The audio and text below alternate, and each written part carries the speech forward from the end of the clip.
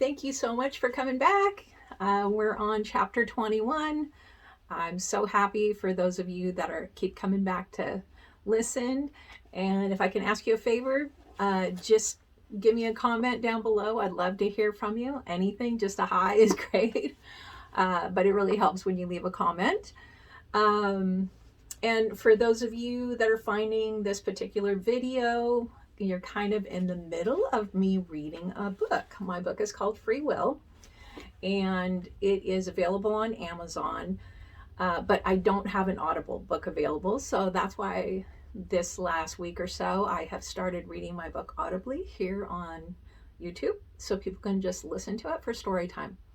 So if you want to get caught up, you'd have to go all the way back, just even before chapter 1. There's a preface, which is really important. So check it out, and thank you for being here. And thank you again to all of you guys that have come back and stayed interested in the story. I really appreciate it. So when we left off, me and my then husband were just getting reinstated after being out for about a year and a half. So chapter 21 starts there.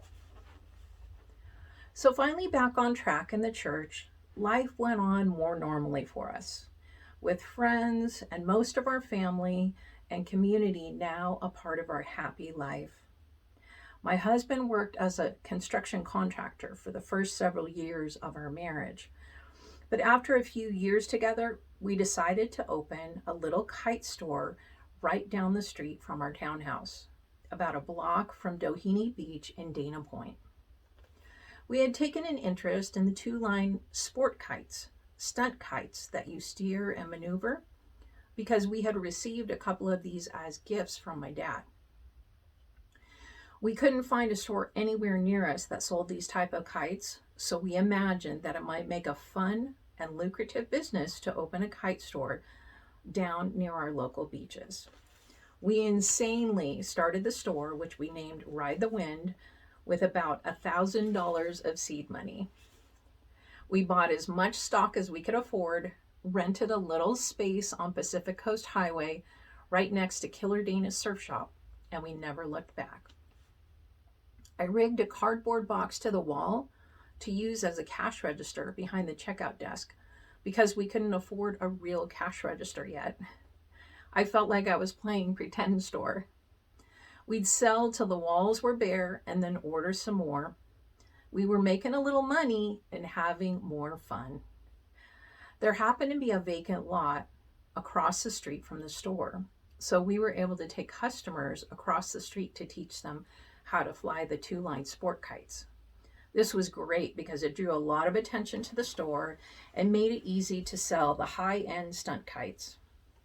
Once, on an exceptionally blustery day, a customer lost control of the kite he was trying. The kite line slipped right out of his hands. The kite made a beeline for the power lines above and knocked out all the power for 3 blocks. Everybody in town knew it was our fault because of the burnt kite dangling from the power lines. We had to keep our heads down the rest of that week.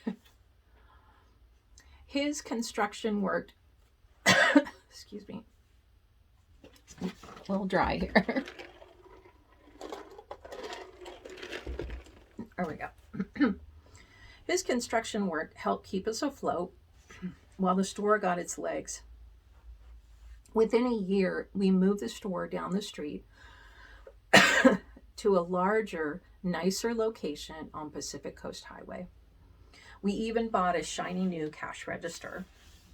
The one drawback of selling stunt kites and talking about stunt kites all the time with customers buying stunt kites and asking about stunt kites every day was it is easy to have a slip of the tongue, a spoonerism. It was very easy to accidentally say cuntstites instead of stunt kites. It's a slip of the lip that embarrasses everybody in the room, no matter who said it. Awkward silence followed by fast talking after that fumble was kind of the only way out. As the store gained traction, we shared numerous adventures involving kiting. We really got into it at every level. My husband started designing and even sewing his own custom kites on an antique sewing machine that my mom had given me. He was really into power flying, jumping the height of a lifeguard stand and floating down on the sand. Sorry, dry throat today.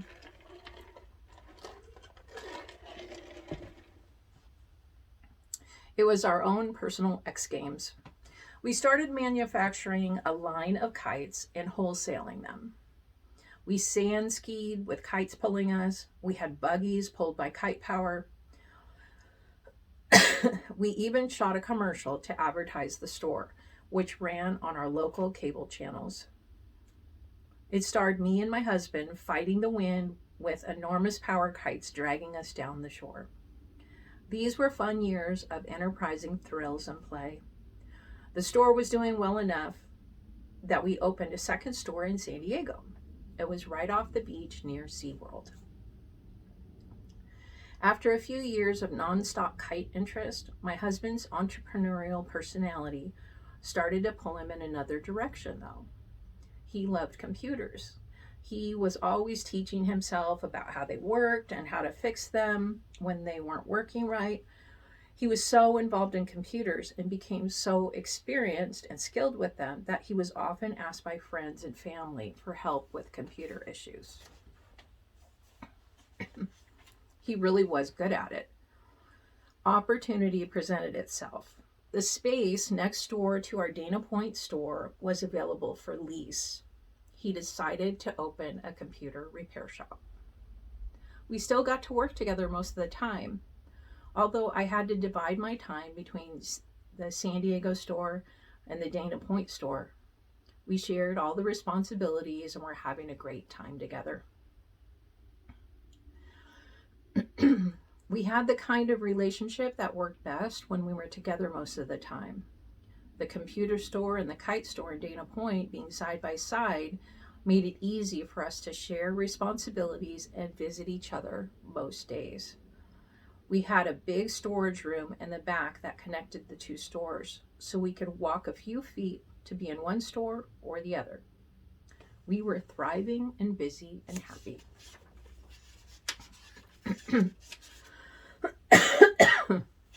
Sorry about the dry throat today.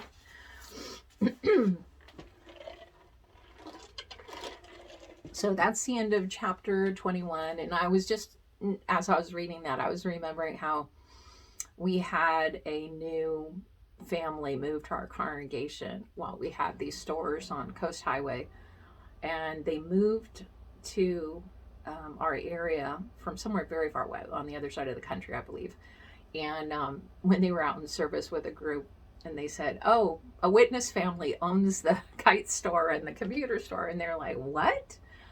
And for them, I don't know, that sounded so strange. And I suppose in some ways it is a little unusual, not unheard of by any means, but it's like when you're being raised in this organization and the thought of higher education is pretty much not an option for most of us that are in there. I mean, the rare person has parents that actually want them to go to college. Some of them insist on it.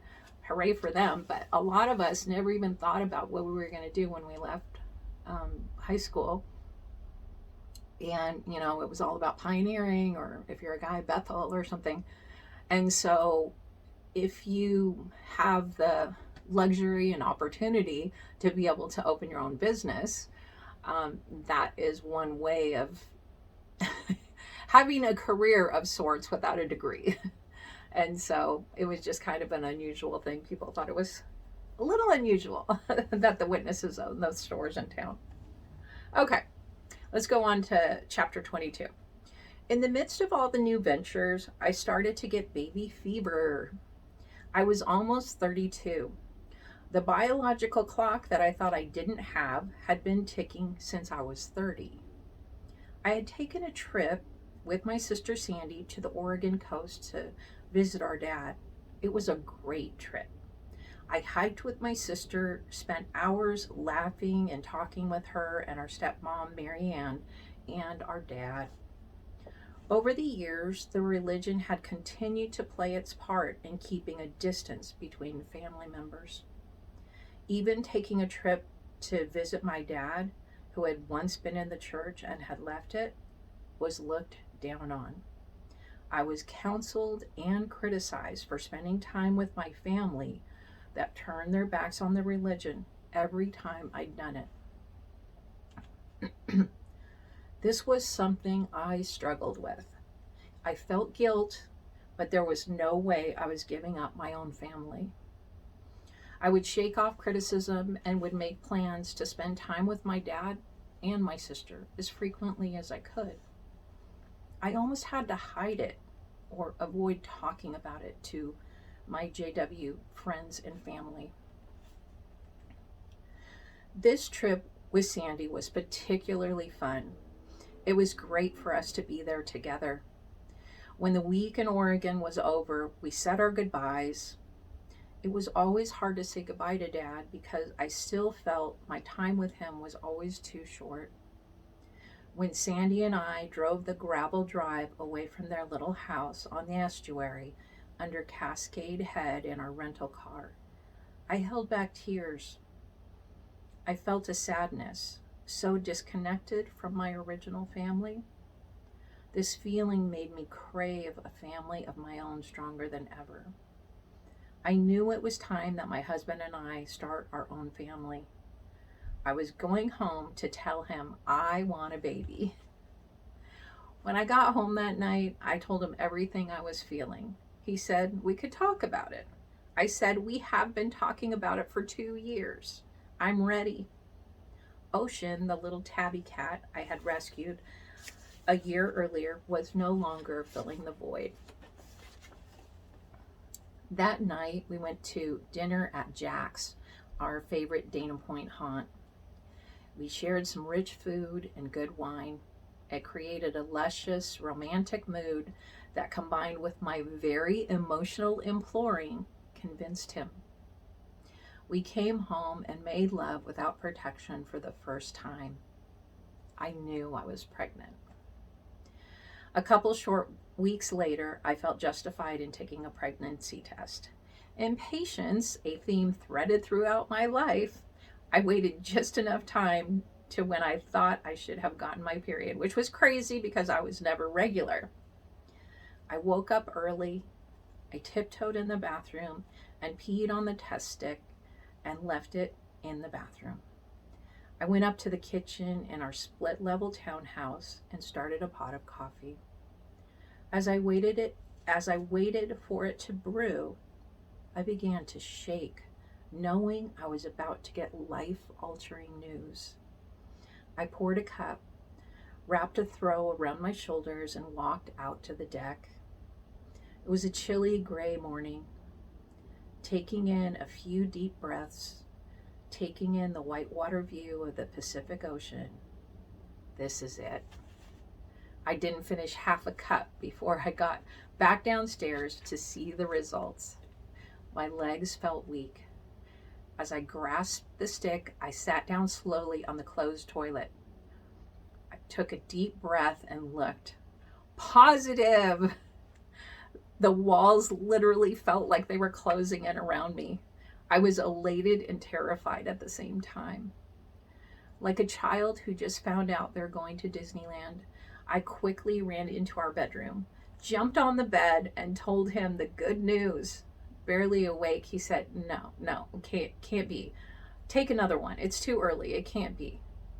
But within hours, we were out to breakfast with friends and family sharing our thrilling news. Pregnancy was beautiful. I loved it, all of it. I felt so special and so beautiful and huge. I gained 60 pounds.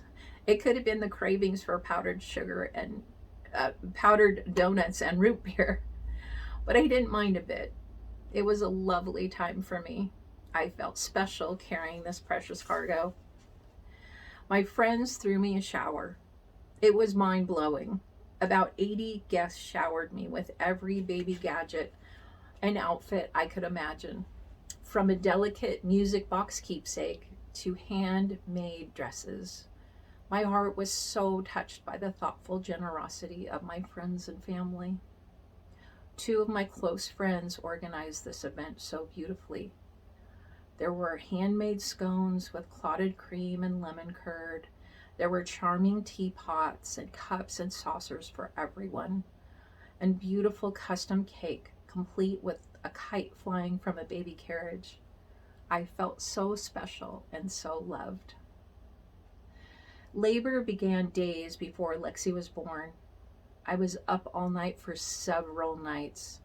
Lack of sleep had really worn me down. Contractions would come on hard and fast for hours and then stop. The hospital kept sending me home and said not to come back until the contractions were a minute apart for an hour straight. When that finally happened, we drove to the Mission Viejo hospital. It was just after midnight. As contractions powered down, I struggled to balance my enormous self on the all too shallow, as it turns out, back seat of our Jeep Cherokee. I kept rolling off of it onto the floor and getting stuck between the front seats and the back seats. I would laugh so hard I couldn't pull myself back onto the seat. Hilarious until another contraction came on. I had my husband and my mom at my side every step of the way. I was contracting consistently and painfully, but would not dilate. After weeks of birthing classes and the conviction to have an all-natural birthing experience, I ended up getting every drug and treatment you can get while giving birth. Well, not every, but almost. Epidural, Pitocin, etc., etc. The baby was stressed. I was tired, exhausted more like. It wasn't until the next evening that the doctor finally came in the room to tell us I had dilated to 9. My mom and my husband on each side of me high-fived over my huge belly. My doctor, a dead ringer for Niles from Frasier, dryly said to me, "Are you ready to push?" I shook my head no and started to cry. I was too tired to think, let alone push a baby out. But they all pep talked me. "You can do this. We're here for you." When she came out into this world, my life changed forever. The cassette tape that we'd made for the birth experience was playing an Enya song. The tenderly beautiful song floated on the air of the room as they handed me my blue-eyed daughter. She was bright-eyed and alert, watching me as intently as I watched her. She was the most beautiful, amazing thing I'd ever seen, my baby girl. I cried, her dad cried, my mom cried. We were all so relieved and so happy. This gorgeous baby girl was here and was healthy and perfect. A couple days later, as we both lay in bed with Lexi snugly swaddled between us, we both just stared at her in total amazement and then looked at each other in disbelief. He said, "Why didn't my parents ever tell me how incredible this is? This is the best thing in life." I agreed. My mom stayed with us for the first week to help me get acclimated. I don't know what I would have done without her there. At the end of the week, as she took her suitcase and said goodbye, I closed the door and terror struck me. Can I really do this? Amazingly, in no time at all, my confidence expanded and I was enjoying my new perfect bundle of love with ease and delight. So that was an amazing experience. As you parents out there know, it's just incredible. And it's really interesting because when my then husband and I first got together, obviously we got together in kind of a very quick way after many years of waiting to get together. But we never even talked about, do you want kids? You know, it was like a non-issue, and I wasn't like a person that didn't like kids, but I really wasn't interested. And in my head, just I think subliminally, I just thought kids are for the paradise. I'll do that in the paradise. In the new system, I'll have kids. And I didn't know, like all of us, I wasn't supposed to go to high school. My mom wasn't supposed to go to high school. And now it's awesome because my daughter is having my first grandbaby this fall. So, um, yeah, probably in the early days. No, I don't think I ever did tell my kids they'd never go to high school. I think by then I was kind of over that baloney. Not completely, but over it enough not to say it because I'd heard it said so many times. But I'm so grateful that, I eventually did. I mean, having my kids has just been the most beautiful thing in my existence. So, but I know of so many people personally, and I'm sure you guys do too, that opted to not have children because of the kind of rhetoric and stuff that we would hear from the organization about we're so close to the time of the end. And I mean, I can even remember being pregnant, just thinking that scripture that says, "Woe to the mother of a suckling child," and thinking, oh my gosh, I hope the Great Tribulation doesn't come while I'm pregnant or when I have infants or something. And, just that added layer of incredible stress over nothing. Here we are, decades, a century plus later, and still no Armageddon. Okay. Anyway, I hope my coughing and choking didn't bother you guys too much. I don't think I'm up to doing it. And I still haven't mastered the art of editing, so, or even gotten close to it. So you got to hear me with all my natural uh, coughing and choking and everything in there. But again, thank you for coming back. And I'm going to bug you again. Please subscribe. Please give me a like. And if you can, just give me a hello in the comments. I'd love to hear from you. And I hope you have a wonderful day. Take care.